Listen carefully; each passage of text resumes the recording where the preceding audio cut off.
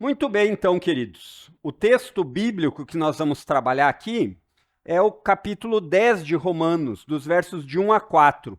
Você ficou com a Bíblia aberta? Sim?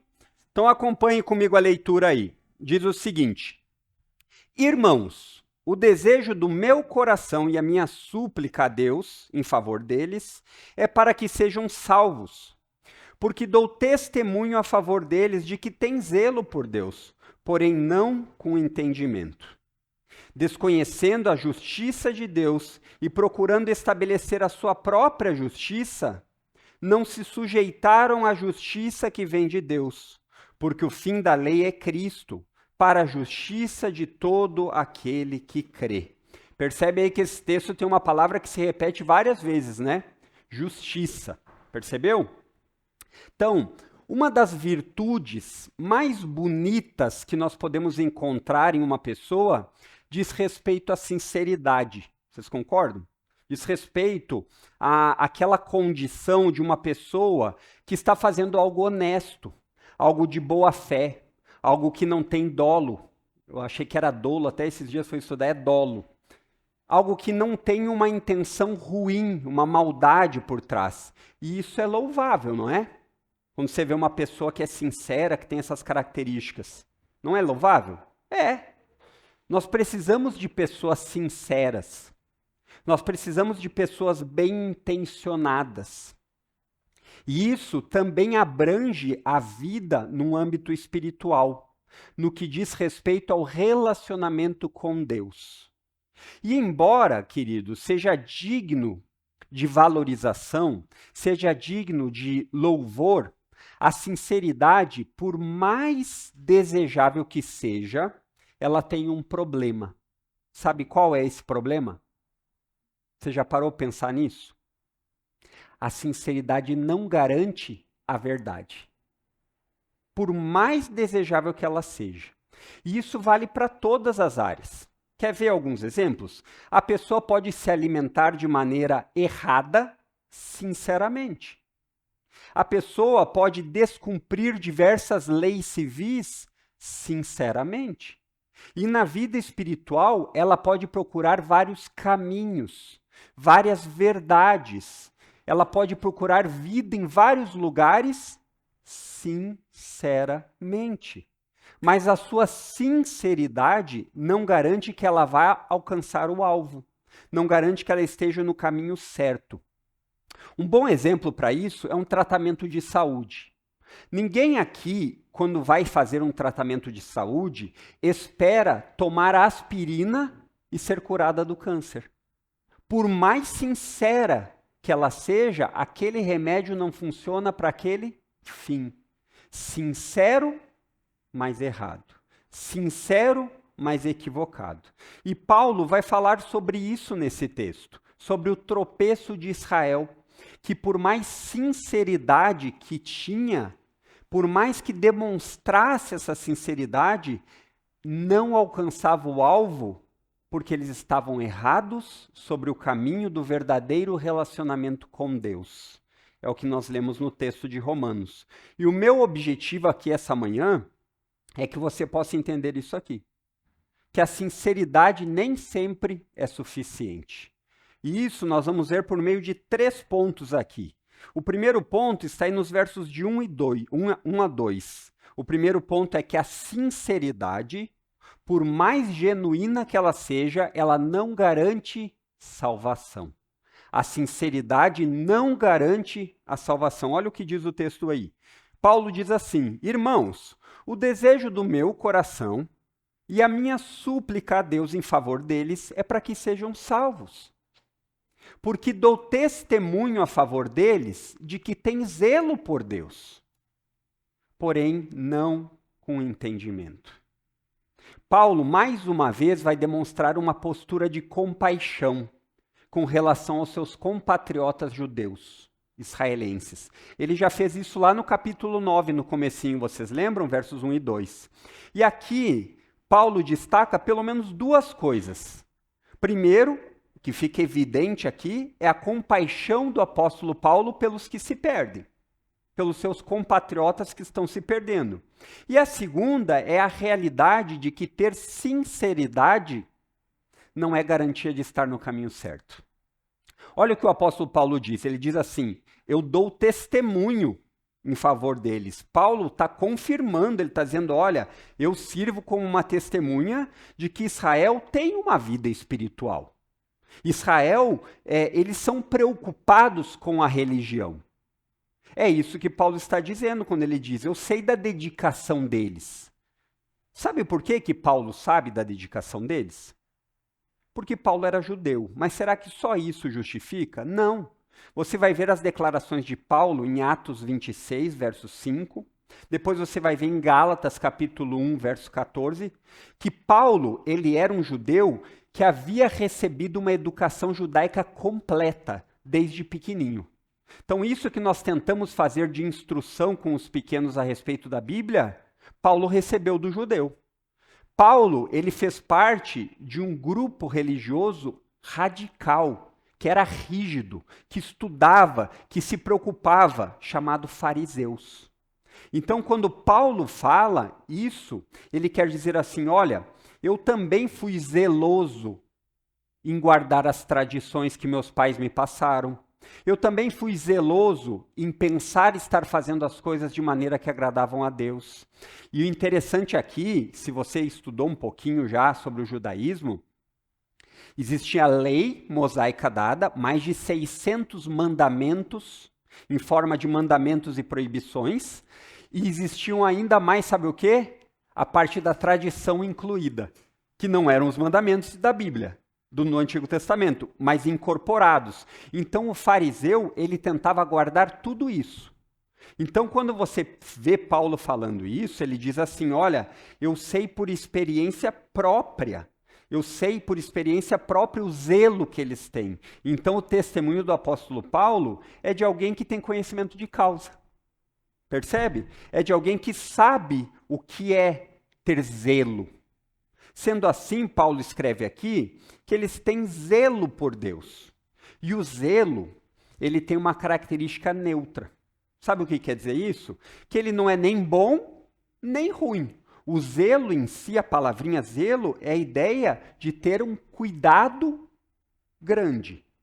Então, qual é o problema disso? O problema é que o zelo pode se tornar um grande pecado. O zelo, ele representa uma forte convicção sobre algo ou sobre alguém. E esse zelo, essa forte convicção sobre algo ou alguém, vai direcionar a maneira como você vive. Entendeu? Então o zelo, ele direciona o seu empenho. O zelo, ele é o direcionador da sua dedicação. Então é como se nós disséssemos que o zelo, ele funciona como uma espécie de objetivo. E Paulo destaca aqui o tipo de zelo do compatriota judeu. Olha aí o que ele diz no verso 2. Ele diz assim, eles têm zelo por Deus. Qual é o tipo do zelo? Não com entendimento. Um zelo que não tem entendimento. Um zelo que não conhece. Um zelo que está errado a respeito do que ele está pensando. E aqui o tema do apóstolo Paulo, no capítulo 9 e 10, é relacionamento com Deus. Então o que Paulo está dizendo é o seguinte, olha, eu sou judeu, eu fui criado como um fariseu, eu sei de todas as tradições, eu sei da dedicação deles por Deus, mas é um entusiasmo sem entendimento do que é. É um entusiasmo sem saber o que Deus espera. Percebe o perigo disso? Parece com os nossos dias. Pessoas dedicadas, pessoas sinceras, mas no caminho errado. Nós percebemos isso com frequência. Você deve perceber isso com frequência. No meio evangélico, existe muito. Fora do meio evangélico, ainda mais. Então, você vai ver pessoas pagando promessas. Então, ela faz uma promessa e ela faz um tipo de sacrifício para pagar a promessa. Você acha que essa pessoa não tem zelo? Tem. Ela é sincera. Ela não está fazendo aquilo muitas vezes de maneira maldosa. Ou então, pessoas fazendo algumas espécies de simpatias. No meio evangélico tem muitas pessoas que levam um azeite para casa, e chamam de óleo ungido, né? Levam um azeite e começam a passar nos objetos, para ungir os objetos. A pessoa está fazendo isso de maneira maldosa? Não, ela tem zelo, mas é um zelo sem conhecimento. Ou então, você vai ver pessoas que fazem vários tipos de simpatia, procurando amor, procurando poder achar a prosperidade. E você vai ver que essas pessoas não são em si pessoas maldosas, mas são pessoas sem entendimento, sinceras, mas equivocadas. Talvez, quando eu falo aqui, veio na sua mente, plim, várias pessoas. Ou talvez você seja uma dessas pessoas. Uma boa pessoa que tem zelo por Deus, mas sem entendimento. Talvez esse texto aqui não tenha um momento mais propício do que o dia de hoje, que se comemora a Páscoa. A Páscoa e o que antecede a Páscoa é um exemplo claro disso. Zelo sem entendimento. Você sabe por que as pessoas não comem carne na Sexta-feira Santa ou Sexta-feira da Paixão? Eu não vou pedir para você levantar a mão porque eu não quero lhe envergonhar. Talvez a maioria aqui comeu um peixinho. Eu adoro peixe. Não tem problema nenhum com isso. Me convide para comer um peixe que não tenha muito espinho, talvez, né? Mas o ponto é que a grande maioria não sabe o porquê ela participa dessa tradição da sexta-feira não comer peixe, porque ela embarcou numa tradição vazia. Zelo sem entendimento. A ideia introduzida pela Igreja Católica supostamente diz respeito, sabe o quê? A renunciar o luxo. Uma vez que as carnes vermelhas são associadas a grandes banquetes, o peixe é uma forma de aproximar um pouco mais da vida simples dos pescadores e de Jesus. Faz sentido, né? Aí quando você olha hoje o que se tornou o encontro com o peixe, você vai dizer assim, não diz respeito. Mas o ponto principal é que fazem isso para mostrar uma espécie de penitência a respeito de renúncia para fazer junção ou para se equiparar à morte de Cristo. Para fazer uma espécie de solidariedade com a morte de Cristo, então nós vamos fazer isso. Pessoas sinceras, mas sem entendimento. Porque não fazem ideia do que a morte de Jesus representa. Ou então, por que a morte de Jesus aconteceu? No entanto, a Páscoa, que é o dia de hoje, que se comemora, a ideia, ela fica um evento ainda pior. A gente às vezes fala, né? Tem como ficar pior? Tem. Porque a Páscoa, ela se tornou duas coisas nos nossos dias do lado ocidental. Ou um evento cultural, ou um evento espiritual vazio. Quando eu falo em evento cultural, estou querendo dizer que no meio, inclusive cristão, a maioria das pessoas estão mais preocupadas em ensinar os seus filhos a procurarem ovinhos de Páscoa escondidos de um coelho que não põe ovo.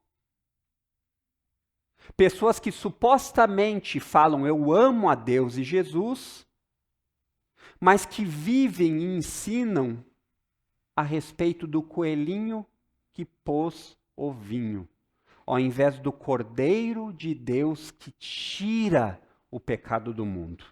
A Páscoa diz respeito ao Cordeiro e não ao coelho. E quando eu falo em um evento espiritual, eu vou abrir aqui que eu recebi uma mensagem. Isso deve estar acontecendo com você também.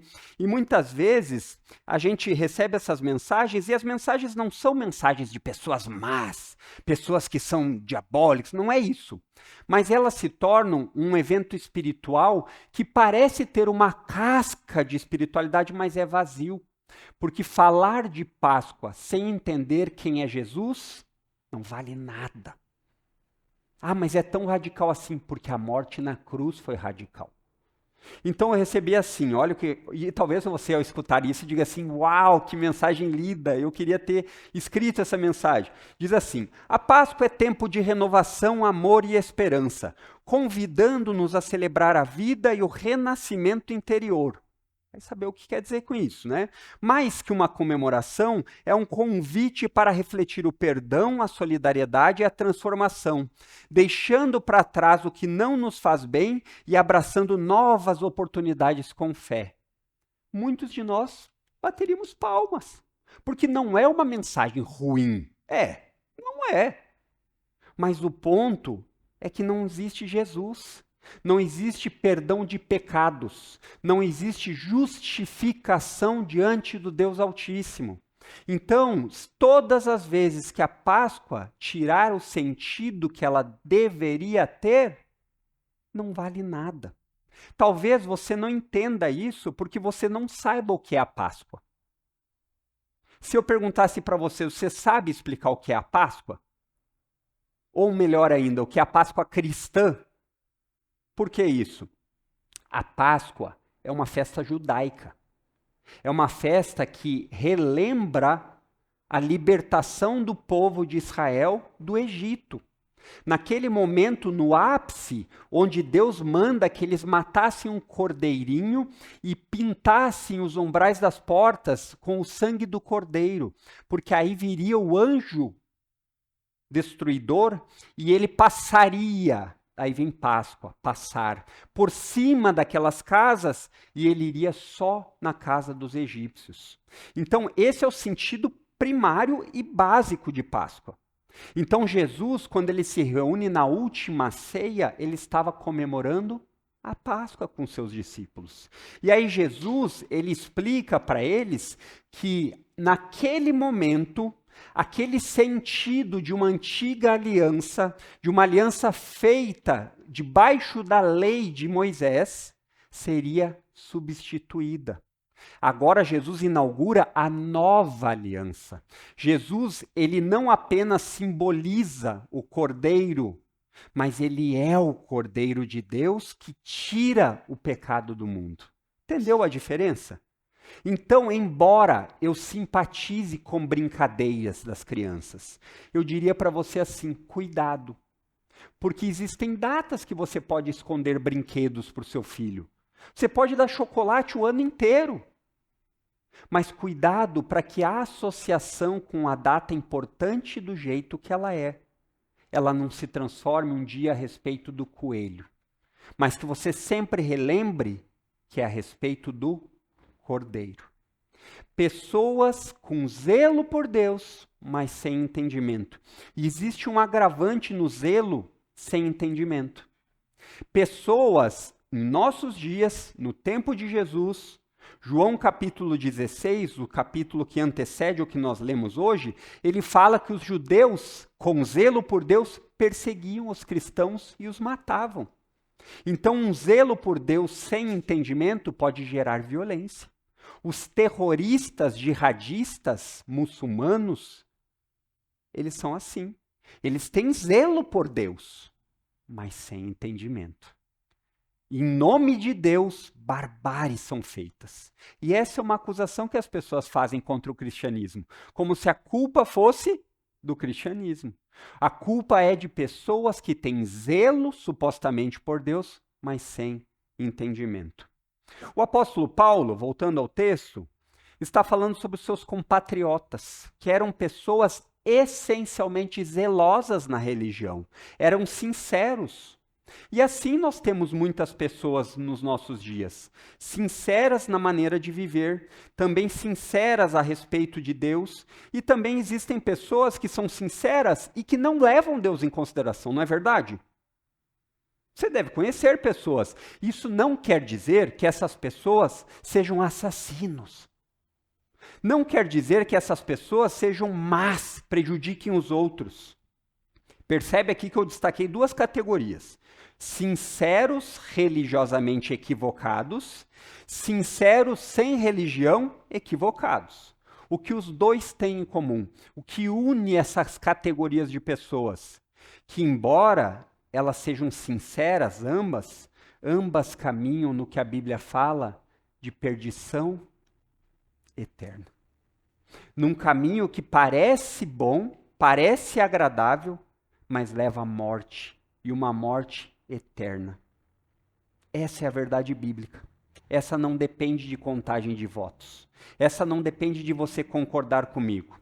Aí a pergunta que nós faríamos é como devemos lidar com isso? Essas pessoas sinceras sem Deus e sinceras também sem Deus, porque elas estão fazendo Deus um personagem que elas querem, né? Mas sinceras religiosamente e sinceras sem religião. Vamos dizer para elas, bem feito, eu falei que era assim. É assim, será que nós devemos fazer? Olha o que o apóstolo Paulo fala. O apóstolo Paulo, ele lida com isso. Ele fala a respeito disso no verso 1. Paulo nos ensina sobre a postura que um crente deve ter com aqueles que estão se perdendo. Ele diz aqui que ele tem compaixão, a ideia do desejo do meu coração. A ideia de Paulo é que nós devemos olhar para essas pessoas sinceramente equivocadas com compaixão, com piedade, sabendo que a diferença de nós não estarmos ali é a graça de Deus.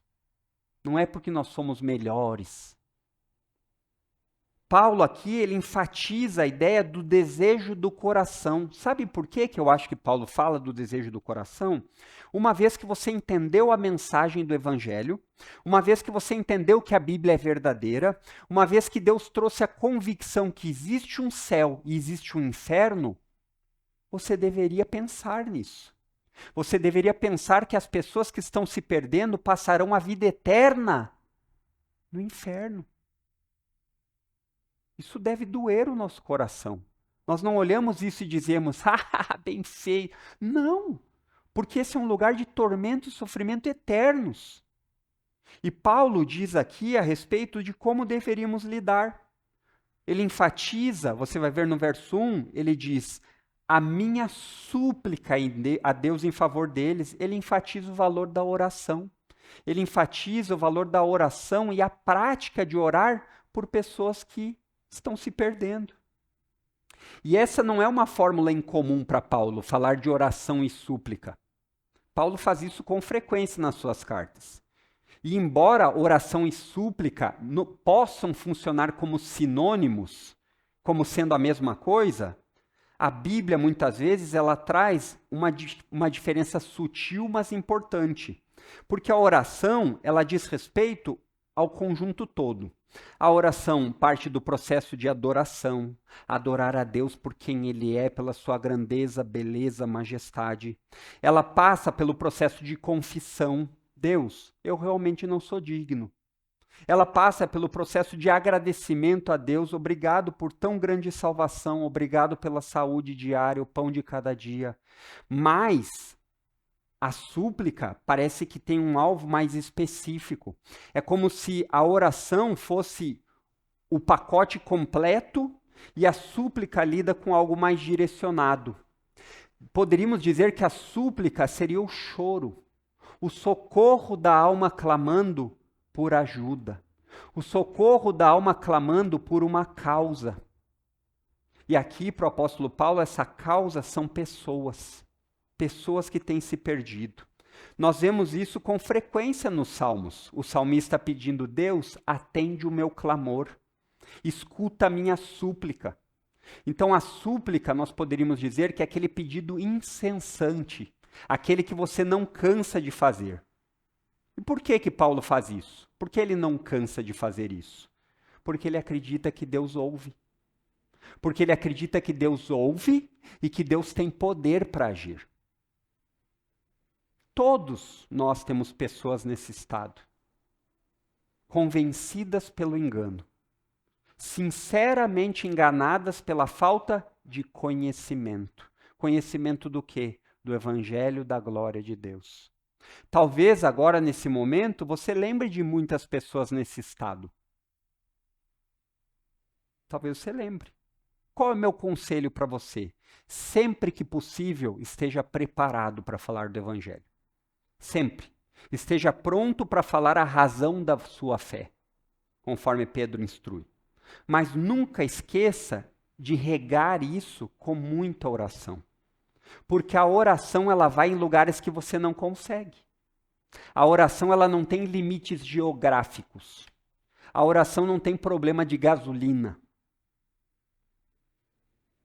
Existem muitas coisas que você já deve ter descoberto que são impossíveis para você, mas para Deus não são. Não desista de orar. Persevere. Talvez hoje você esteja desanimado com circunstâncias da sua vida. E você diz assim, vou parar de orar porque Deus não me escuta, eu não saio da mesma. Persevere em oração. Talvez você tenha desistido de pessoas perdidas que estão se perdendo. Filhos, amigos, pais, colegas de trabalho. Mas enquanto há vida, há esperança. Enquanto há vida, há um Deus que ouve e pode transformar essa situação. Se importe com os perdidos e persevere em oração. O que nos leva ao segundo ponto aí do verso 3, que diz assim: a ignorância não justifica a culpa. Já escutou sobre isso? As pessoas dizem que o ignorante ele não tem culpa? Pois bem, o verso 3 nos diz que não é assim. A ignorância não justifica a culpa. Olha o que diz aí o texto no verso 3. Desconhecendo a justiça de Deus e procurando estabelecer a sua própria justiça, não se sujeitaram à justiça que vem de Deus. Percebe que existe um movimento aqui? Então, desconhecendo o que é a justiça de Deus, eu vou tentar colocar a minha no lugar. Por quê? Porque eu não me sujeito. A ignorância não gera nem salvação, nem perdão. Grave isso. A ignorância não gera salvação e nem perdão. Existe algo que é universal em toda pessoa, religiosa ou não. Sabe o que é? Que ela pode dar o seu jeito. Que ela acha que dá o seu jeito. Você já parou para pensar nisso? Que o seu jeito é o melhor. Querem uma prova viva disso? Peça um tempo, talvez não hoje, mas a próxima vez, para ir nas escolinhas das crianças. Quando o professor dá uma instrução e ela quer fazer do jeito dela. Sabe por quê? Porque a criança acha que o seu jeito é o melhor. Mas nós também somos assim. A diferença é que nós conseguimos dar uma disfarçada. O adulto, ele consegue vestir algumas máscaras. Mas no interior é a mesma coisa. E esse versículo agora, ele vai ampliar aquilo que Paulo falou sobre a ideia do zelo sem conhecimento ou sem entendimento. Não é que o judeu não conhecia a justiça de Deus. Ele era versado, estudado na lei. Ele conhecia a justiça de Deus no sentido intelectual.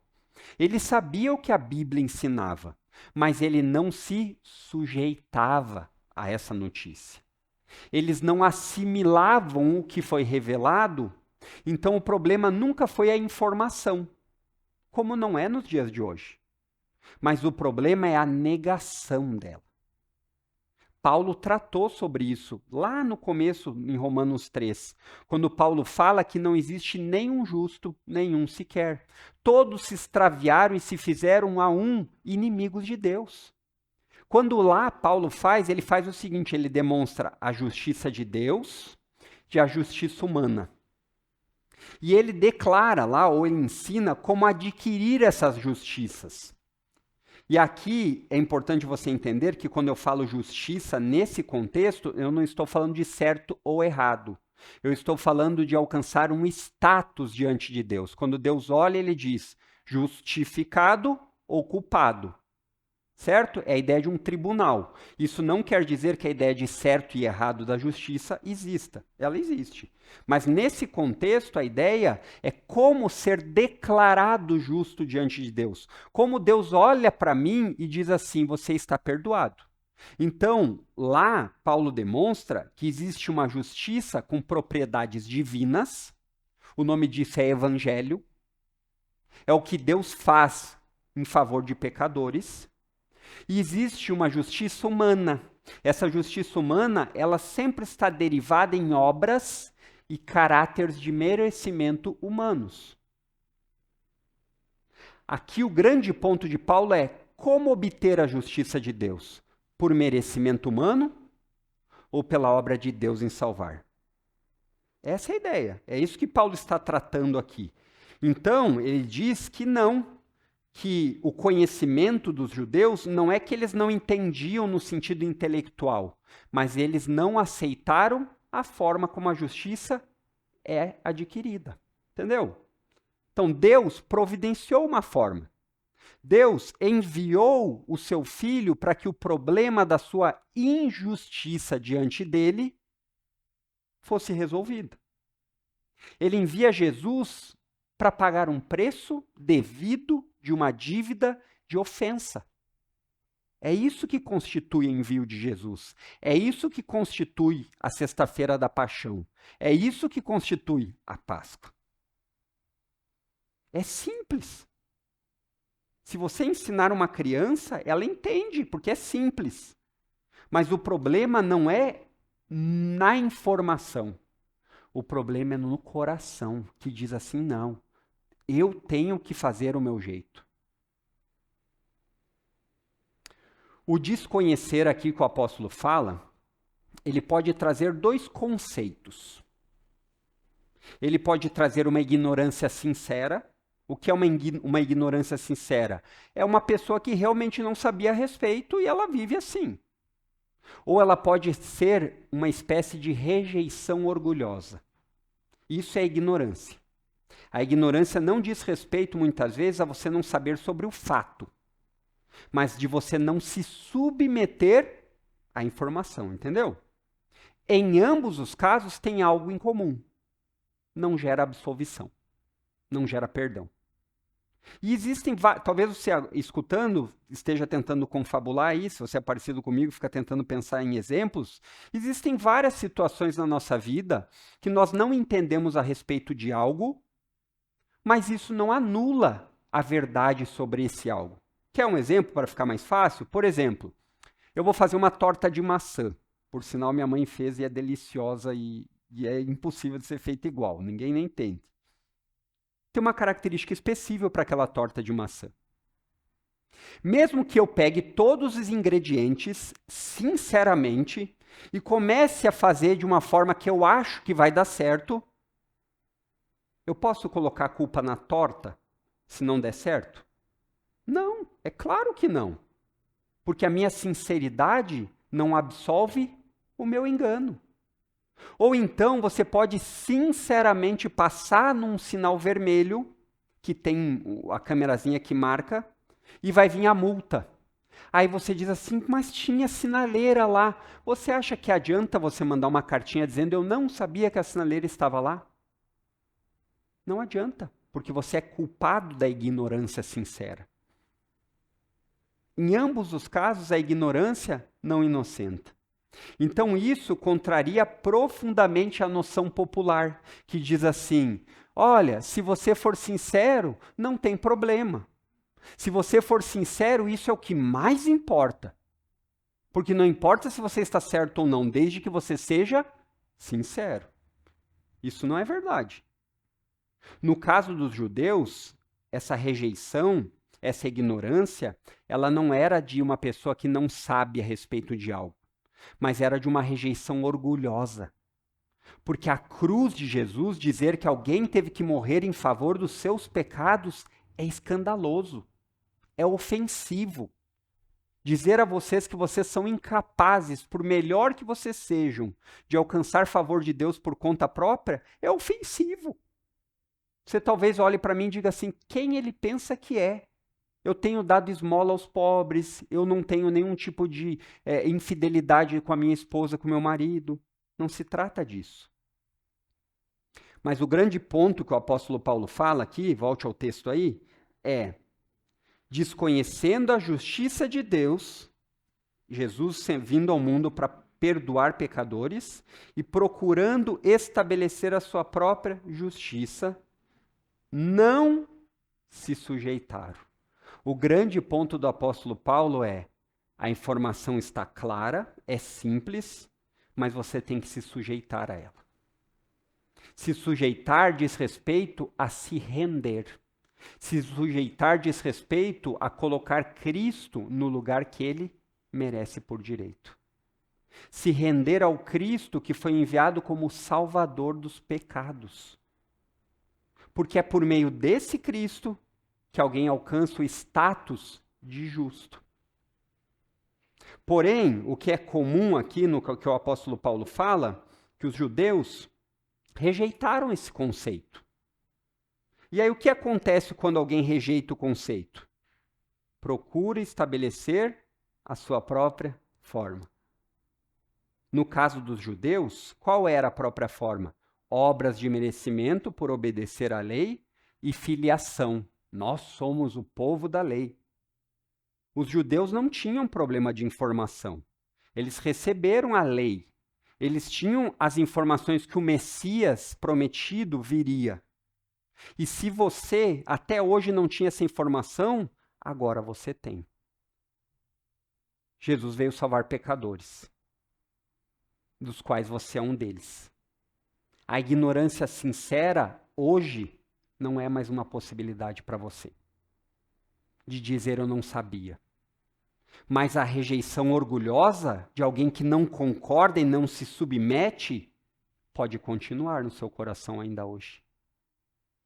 A ignorância indesculpável, ela ressalta quando você não reconhece o que Deus fez. Quando você não reconhece o que Deus fez, imediatamente, sabe o que você faz? Coloca um substituto no lugar. Coloca alguém para preencher esse problema. Coloca alguém para ser o salvador que só Jesus pode ser. Então, o conhecimento que falta foi entregue. É o que Paulo está falando. Ele disse no verso 2, eles têm zelo por Deus, mas sem entendimento. Talvez até hoje você também tivesse zelo por Deus sem entendimento. Hoje o entendimento veio. A forma de você ter um relacionamento com Deus é obrigatoriamente por meio da fé em Jesus. Não existe outra forma. A necessidade de se sujeitar ao Jesus que morreu na cruz pelos pecados. De se sujeitar ao Jesus que não ficou crucificado, mas ressurgiu, ressuscitou e reina soberano sobre tudo e todos. Quer você admita, se sujeite ou não. Os compatriotas de Paulo estavam pensando assim, mas eu vou dar meu jeito. Eu sou filho de tal, fulano de tal, sigo todas as tradições do povo. Não é bem assim essa mensagem que só por meio de Jesus. Talvez você também diga, não é bem assim. Eu sou uma boa pessoa, não mato, não roubo, não traio. Talvez o seu problema não seja com a mensagem. Você entende a mensagem. Mas talvez o seu problema seja de sujeição à mensagem. Sabe por quê?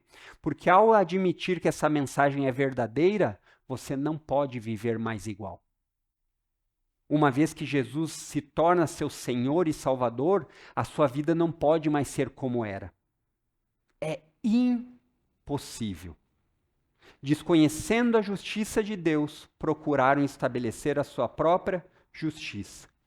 Quando as pessoas não conhecem Bíblia, elas substituem por tradição.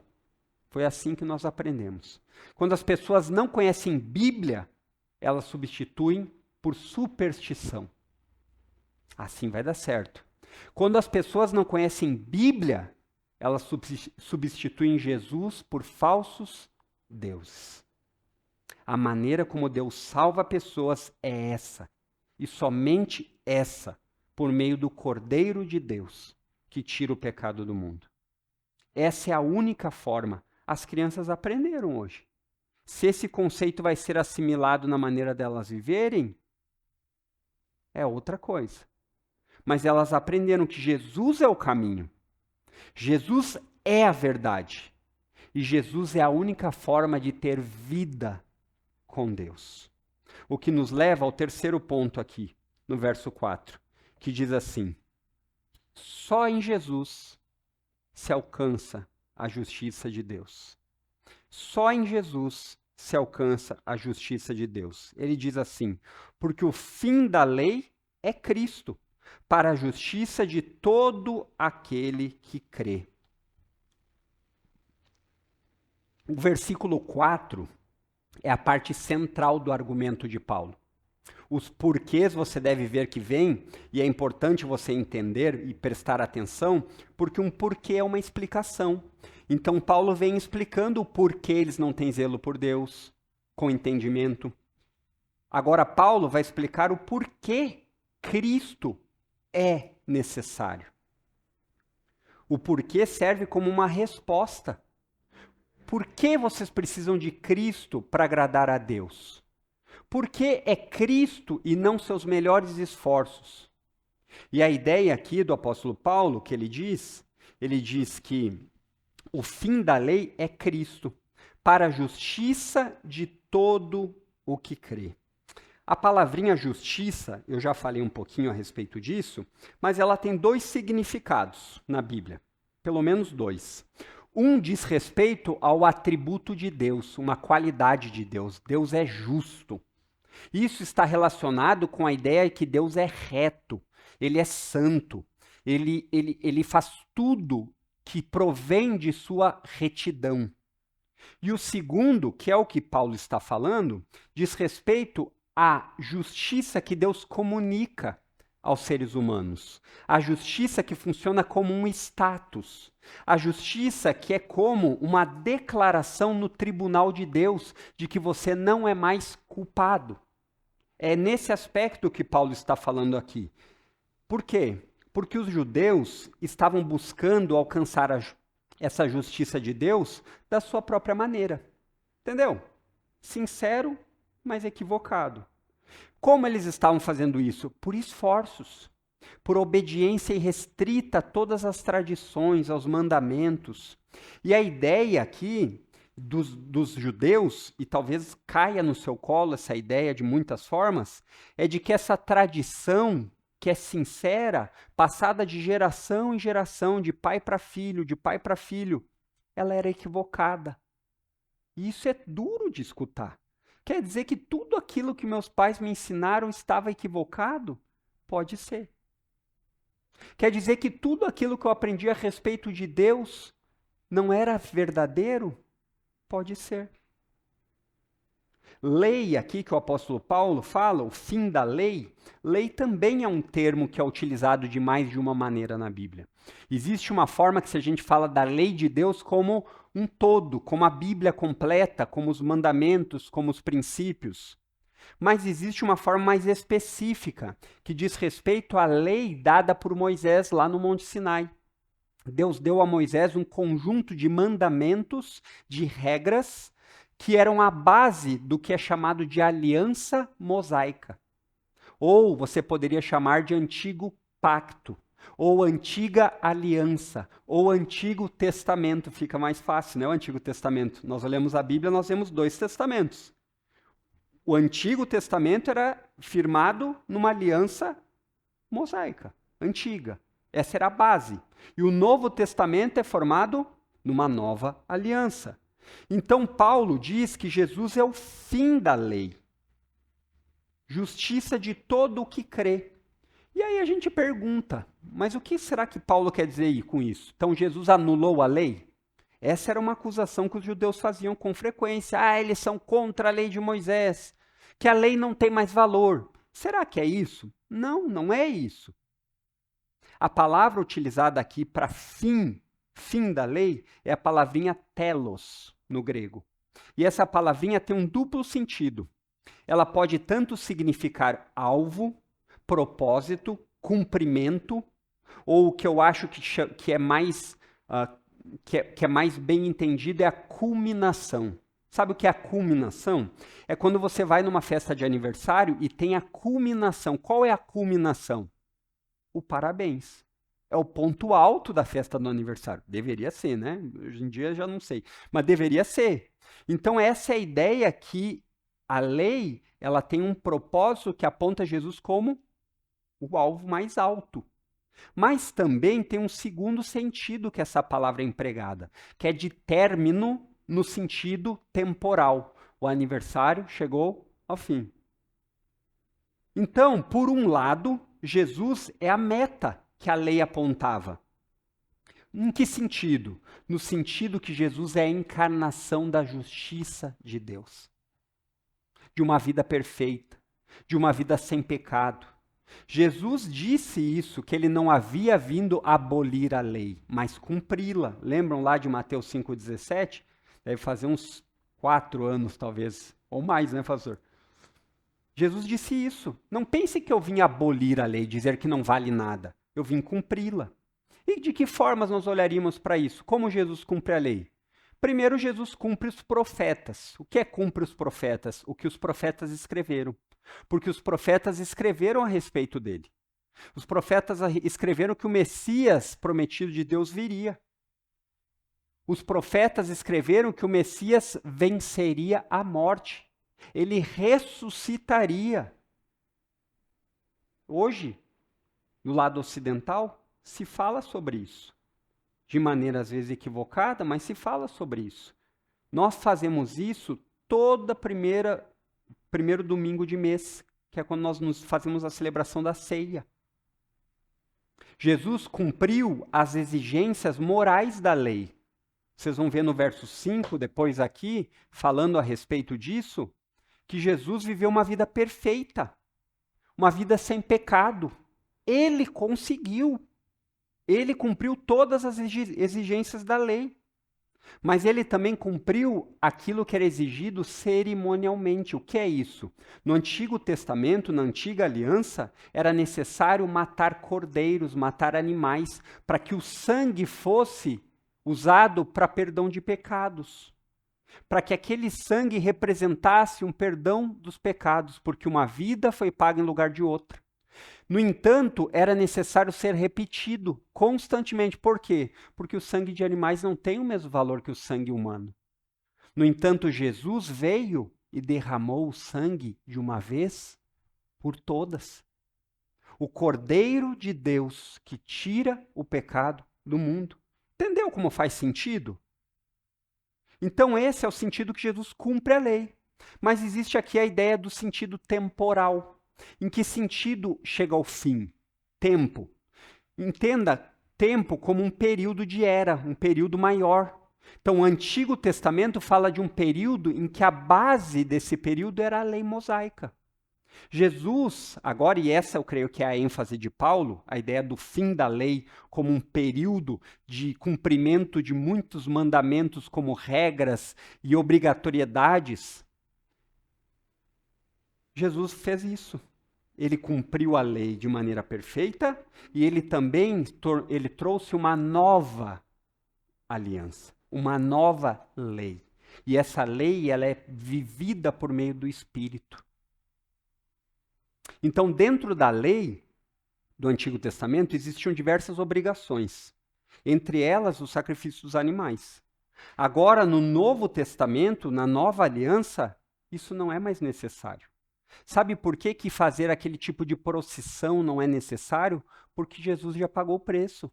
Sabe por que fazer vários cultos de libertação, dos mais variados tipos de sinceridade equivocada não são necessárias? Porque a obra de Cristo foi final, foi completa, foi substitutiva. Entendeu?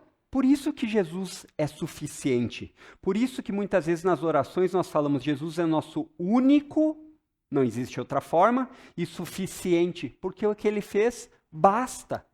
Todas as vezes que alguém tentar falar é Jesus mais isso, é Jesus mais aquilo, não tem respaldo bíblico.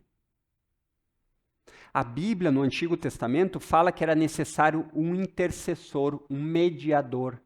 Existia um sumo sacerdote, que era aquele que representava o povo diante de Deus. Jesus é esse sumo sacerdote para sempre. Vocês não precisam mais da figura do pastor para orar a Deus. Você ora por meio de Jesus. Por isso que nós falamos em nome de Jesus. Jesus é o nosso mediador, nenhum outro. Quer dizer que não podemos orar uns pelos outros? Claro que podemos, devemos, mas quer dizer que ninguém tem uma posição de autoridade maior do que os outros, porque essa autoridade é dada só a Jesus. Então essa nova aliança é uma transição. E é o fim da antiga aliança, no sentido que a nova aliança foi estabelecida. Essa nova aliança, ela vem de uma lei mosaica que apontava para aquele que cumpriria e que estabeleceria uma nova aliança. Você vai ver em Gálatas 3 falando disso, você vai ver em Hebreus 7, 8. Então a ideia aqui trazida por Paulo é qual? É demonstrar que em Jesus a antiga aliança é sobreposta pela nova. A antiga aliança, ela perde a sua força, porque o ponto alto dela era Jesus vir. Cristo é o objetivo e o fim da lei. E por isso, olha o que Paulo fala aqui no texto. O fim da lei é Cristo. Para quê? Para a justiça de todo aquele que crê. A salvação, a amizade, um relacionamento com Deus não é restrito a Israel. Ele se estende a todas as raças, todos os povos, todas as nações. Isso é o Evangelho. Ele não faz distinção de pobres e ricos, ele não faz distinção de nacionalidades, porque a maneira como Deus declara justo, justifica, como ele salva pessoas, é por meio da fé, de reconhecer o que Jesus fez, de reconhecer o que Jesus veio fazer. Percebe a diferença para esse tempo onde nós temos umas comemorações religiosas vazias? Quando você entende o que Jesus fez e quem Jesus é, o Deus que se encarnou para salvar pessoas, quando você entende, você confia, nós chamamos isso de conversão. Quando você ia para um caminho que você achava sinceramente que era o melhor, mas por meio de graça de Deus, poder do Espírito, você foi trazido de volta. Você foi recolocado no caminho certo. O nome disso é conversão. E existem alguns passos, algumas características na conversão, nesse processo, que são inseparáveis. Que não tem como não ter. Ah, a pessoa ela se converteu, mas não tem essas características. Isso é impossível. Porque a conversão é uma obra sobrenatural. Não é porque eu estou falando para vocês de um português arrastado, que talvez não seja tão bem pronunciado, mas não é porque eu estou falando de maneira simples que não exista algo sobrenatural operando nessa mensagem. Esse é o ponto. Deus opera dessa forma. A conversão é um ato sobrenatural, no qual Deus faz uma mensagem simples ter enraizado no coração. E a partir daquele coração, ela frutifica. Então, quando nós falamos de conversão, o primeiro passo é a convicção do pecado. De você reconhecer que existe pecado. De reconhecer que o pecado é uma ofensa contra Deus. Depois disso, vem algo chamado arrependimento. Quando você olha e diz, eu não gostaria mais de ofender o meu Deus, de viver dessa forma. Depois disso, vem o reconhecimento de Jesus como Senhor, como dono de tudo, inclusive da sua vida. O que passa para o estágio de você querer ser servo desse Senhor. E quando eu falo a palavra servo, é a ideia de uma sujeição, conforme o apóstolo Paulo falou aqui nos versos 2 e 3, real. E essa sujeição real é o desejo de obedecer. E esse desejo de obedecer tem a sua culminação, lembra? O seu ponto alto nas evidências da fé. Uma fé verdadeira, ela é operante, ela age. Uma fé verdadeira, ele é um amor prático. E o amor prático não diz respeito a sentimentalismo, diz respeito a fazer aquilo que Deus ensina. Então deixa eu tentar deixar de uma maneira mais fácil. Então você está aqui, você escuta sobre o pecado. Você escuta que o pecado traz condenação, que o pecado ele poderosamente ofende a Deus e lhe afasta dele. Você escuta que o pecado é universal. Ele não faz distinção, ele não faz acepção. Ele atinge todas as cores, todas as raças, todos os bolsos, tudo. Ele é universal. Aí ao escutar isso, você diz, eu estou perdido. O que eu faço? Eu olho para mim e eu vejo, eu não consigo mais. Então você olha para fora de si. Você diz assim, já que eu não tenho como me salvar, aonde eu olho? Mas você não olha para qualquer lugar. Você olha para a cruz do meio. Você não olha nem para a cruz da direita, nem da esquerda, mas a do meio. A cruz em que Jesus estava. E você olha essa cruz e diz assim, foi em meu lugar. Foi no meu lugar. Então você deposita a sua confiança nesse Jesus. E por meio da fé que você deposita nesse Jesus, os méritos desse Jesus são colocados em você. O nome disso é imputação. É colocar algo que não é seu em você. E aí, sabe o que acontece? As suas dívidas, os seus pecados, as suas ofensas com Deus são imputados no Cordeiro. Existe uma substituição, existe uma troca. As suas dívidas são dadas a Cristo, colocadas nele. E os seus méritos, a sua justiça, são colocadas em você. Assim, ele leva o que é seu por direito, que é o quê? Condenação e castigo. O pessoal às vezes canta umas músicas evangélicas, me dá o que é meu, e eu declaro. Cuidado, porque o que é seu por merecimento é condenação e justiça, juízo. E você recebe o que é de Jesus. Sabe o que é de Jesus? A justiça perfeita de Deus. E a filiação. Por causa de Cristo, você pode olhar para Deus e dizer, Pai, me escuta. Por causa disso, de Jesus, você é declarado filho de Deus. Justificado, amado, guardado pelo Pai. Isso tem que fazer diferença na sua vida.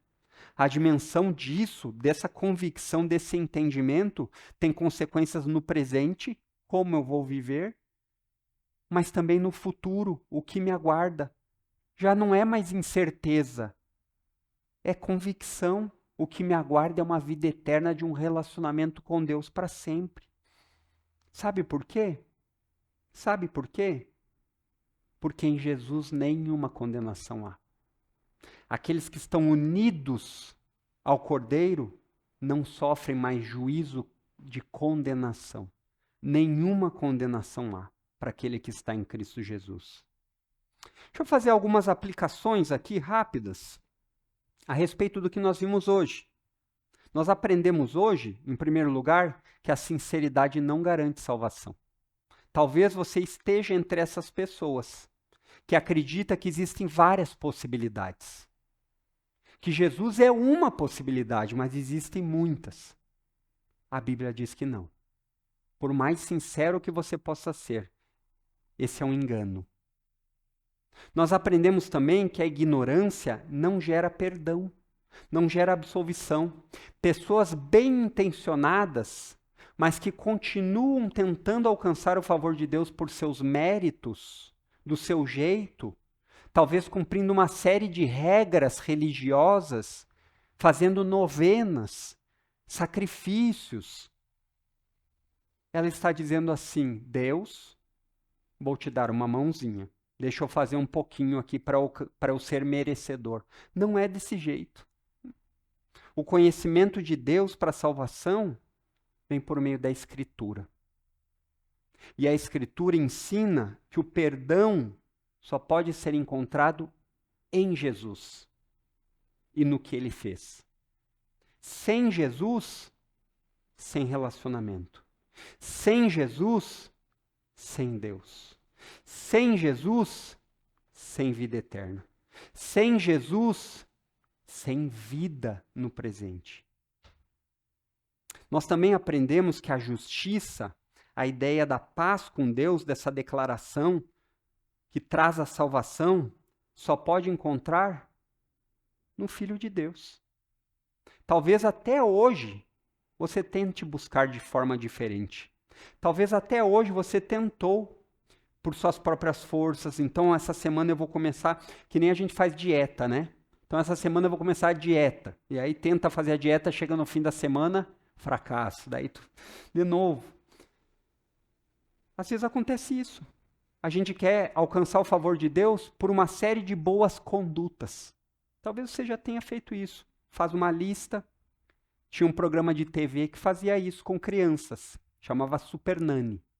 Então você colocava lá uma lista de coisinhas boas para a criança, mas nunca tratava o coração, que é a fonte do desejo, é a fonte do pecado, é a fonte da malcriação.